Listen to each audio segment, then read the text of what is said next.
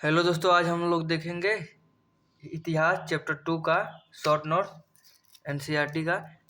Chapter 2 का नाम है आखेटक खान संग्रह से उत्पादन तक। पहले जानेंगे आखेटक क्या होता है। आखेटक जो शिकार करते हैं, जो शिकार करने वाले रहते हैं, उन्हीं को आखेटक बोला जाता है।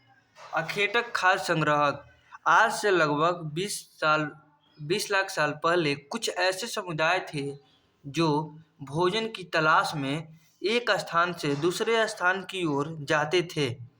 ऐसा इसलिए क्योंकि एक स्थान पर रुकेंगे तो वहां जानवरों, फल, पत्तियों को खाकर समाप्त कर देंगे।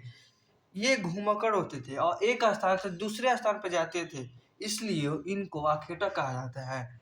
क्योंकि एक स्थान पर वे लोग रुकेंगे तो वहाँ का फल, सब्जी, जानवर सब समाप्त हो जाएंगे, इसीलिए ये घूम घूम कर एक से दूसरे जगह पर जा जाकर खाते पीते थे। अब हम देखेंगे पुरास्थल। पुरावस्थल उस स्थान को कहते हैं जहाँ औजार, बर्तन और इमारतें जैसी वस्तुएं को अवशेष मिलते हैं। जहाँ बर्तन, औजार, इमारत जैसी वस्तुओं का अवशेष मिलता है उसे पुरातत्व स्थल कहा जाता है। अब हम नेक्स्ट टॉपिक पे देखते हैं। नेक्स्ट टॉपिक में लिखा है आग की खोज। आग की खोज, सर्च ऑफ फायर। कुर्नूल के आंध्र प्रदेश गुफे में आग के साक्ष्य प्राप्त हुआ। जो कुर्नूल का आंध्र प्रदेश में गुफा था, वहाँ पर आग का साक्ष्य प्राप्त हुआ क्योंकि वहाँ पर राख मिला। उसका उपयोग क्या था? रोशनी के रूप में, मांस पकाने के लिए, जानवरों को राख कर भगाने के लिए। सबसे बड़ी खोजों में से ये एक था क्योंकि आग का सर्वप्रथम खोज कहाँ हुआ था? कुर्नूल के आंध्र प्रदेश की गुफे में। सर्दियों में गर्म रहने के लिए आग का खोज हुआ। अब हम देखेंगे प्राचीन समय काल। प्राचीन समय काल, एंशियंट टाइम पीरियड, आरंभिक काल को पूरा पाषाण काल 20 लाख। देखो, प्राचीन समय काल कब से कब तक रहा? जो आरंभिक काल था उसको पूरा पाषाण काल कहा जाता है। ये 20 लाख पहले से 12,000 साल पहले का समय को कहा जाता है। फिर मध्य पाषाण काल। मध्य पाषाण काल मेसोलिथ, इसको मेसोलिथ भी कहा जाता है क्योंकि वहाँ पर छोटा छोटा नुकीले पत्थरों का निर्माण करना स्टार्ट हो गया था। सबसे ज्यादा नुकीला नहीं, मध्य पाषाण में बीच वाला नुकीला, मतलब उससे भी नुकीला आपको मिलेगा इसके बाद वाले काल में। 12 लाख साल पहले से 1,000 साल पहले का समय। इस काल में छोटे छोटे औजारों के कारण इसे लघु पाषाण काल भी कहते हैं। आरंभिक पाषाण काल, पूरा पाषाण काल जो 20 लाख साल पहले से 12,000 साल पहले के समय। मध्य पाषाण काल जिसको मेसोलिथ एज बोला जाता है, ये 12,000 पहले से 1,000 पहले तक। अब हम देखेंगे नव पाषाण काल, नियोलिथिक। इससे पहले हम लोग देखें पाषाण काल, उसके बाद मध्य पाषाण काल, अब देखेंगे नव पाषाण काल। इसमें नियोलिथिक एज बोला जाता है। ये 1,000 साल के बाद का समय है। मानव इतिहास का 99% भाग पूरा पाषाण काल में खत्म होता है। मानव इतिहास का जो 99% भाग है वो पूरा पाषाण काल से खत्म होता है। मध्य पाषाण काल में पर्यावरणीय परिवर्तन हुआ एवं छोटे पत्थर का औजार मिला। हम बोले नहीं इससे पहले, जिसको मेसोलिथिक एज बोला जाता है, उसमें छोटे छोटे पत्थरों का औजार मिलने लगा। उसी को मध्य पाषाण काल भी कहा जाता है। फिर भीमबेटका। भीमबेटका नर्मदा नदी के किनारे स्थित है। भीमबेटका कहाँ है? नर्मदा नदी के किनारे। ये हुसगी एवं कुर्नूल गुफाएं तुंगभद्रा नदी के किनारे स्थित है। ये भीमबेटका नर्मदा नदी के किनारे स्थित है और हुसगी हुसगी कहाँ है? ये कुर्नूल गुफा और तुंगभद्रा नदी के किनारे। हुसगी कहाँ है? कुर्नूल गुफाएं तुंगभद्रा नदी के किनारे स्थित है। ठीक है। अब हम लोग देखेंगे भीमबेटका। भीमबेटका मध्य प्रदेश। इस पूरा स्थल पर गुफाएं और कंदराएं मिली है। भीमबेटका मध्य प्रदेश में इस पूरा स्थल पर गुफाएं और कंदराएं मिली है। भीमबेटका किस राज्य में? मध्य प्रदेश में। ये पूरा स्थल है और यहाँ पर गुफा और कंदराएं मिली है। जहाँ लोग रहते थे ये नर्मदा घाटी के पास स्थित है। कहाँ है? नर्मदा घाटी के पास। भीमबेटका कहाँ है? मध्य प्रदेश है में नर्मदा घाटी के पास, जहाँ पर पूरा स्थल और गुफाएं मिली हैं। कुर्नूल गुफा, आंध्र प्रदेश।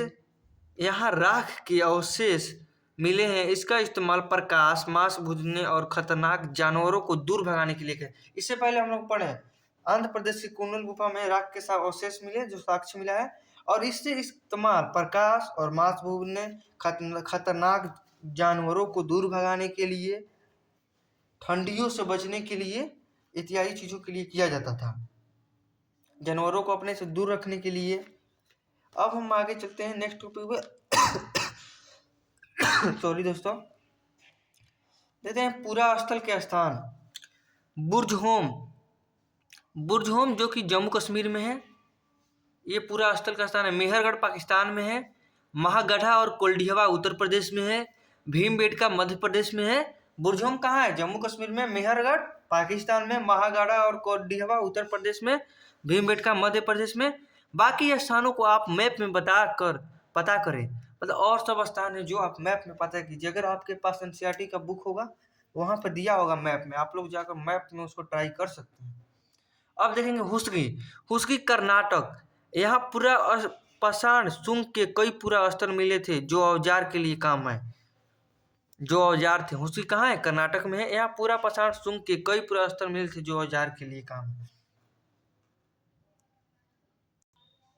इससे पहले हम जो आप बोले पूरा पाषाण काल और मध्य पाषाण काल का जो मैप पर दर्शाने वाला प्लेसेस था, स्थान था, उसको हम एक वीडियो बनाकर डाल देंगे स्पेशल। आप लोग मेरे प्लेलिस्ट में जाइएगा, चाहे वो वीडियो वाला सेक्शन में जाइएगा, वहाँ पर चेक करिएगा, वहाँ पर देखिएगा, मतलब पूरा पाषाण काल का जितना स्थल है और सिंधु घाटी सभ्यता का जितना स्थल है, सारा का वीडियो मैप द्वारा उपलब्ध करवा चुके हैं। आप लोग जाकर उसको देख लीजिएगा। अब हम देखते हैं चैप्टर 2 का इम्पोर्टेंट पॉइंट। चैप्टर 2 का इम्पोर्टेंट पॉइंट देखते हैं हम लोग। इसमें लिखा गया प्राचीन काल से अब तक के भारत का भौगोलिक रूपरेखा। भौगोलिक दृष्टिकोण से भारत को मुख्यतः 4 भागों में बांटा जा सकता है। पहला, उत्तर के पर्वतीय प्रदेश जो तराई की जंगलों से प्रारंभ होकर हिमालय के शिखर तक फैले हुए हैं।